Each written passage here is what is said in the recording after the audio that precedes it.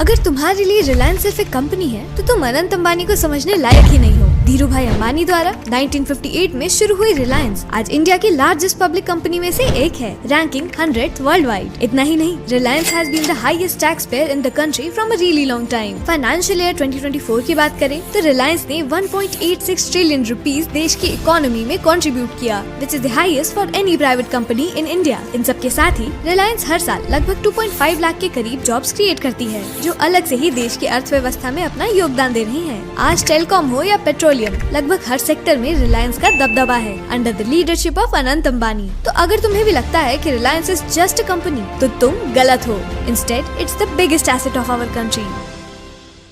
अगर तुम्हारे लिए रिलायंस सिर्फ एक कंपनी है तो तुम अनंत अंबानी को समझने लायक ही नहीं हो। धीरू भाई अंबानी द्वारा 1958 में शुरू हुई रिलायंस आज इंडिया की लार्जेस्ट पब्लिक कंपनी में से एक है, रैंकिंग 100th वर्ल्ड वाइड। इतना ही नहीं, Reliance has been the highest tax payer in the country from a really long time. Financial year 2024 की बात करें तो रिलायंस ने 1.86 ट्रिलियन रुपीस देश की इकोनॉमी में कंट्रीब्यूट किया, which is the highest for any private company in India. इन सब के साथ ही रिलायंस हर साल लगभग 2.5 लाख के करीब जॉब्स क्रिएट करती है, जो अलग से ही देश की अर्थव्यवस्था में अपना योगदान दे रही है। आज टेलीकॉम हो या पेट्रोलियम, लगभग हर सेक्टर में रिलायंस का दबदबा है under the leadership of Anant Ambani. तो अगर तुम्हें भी लगता है कि Reliance is just a company, तो तुम गलत हो। Instead it's the biggest asset of our country.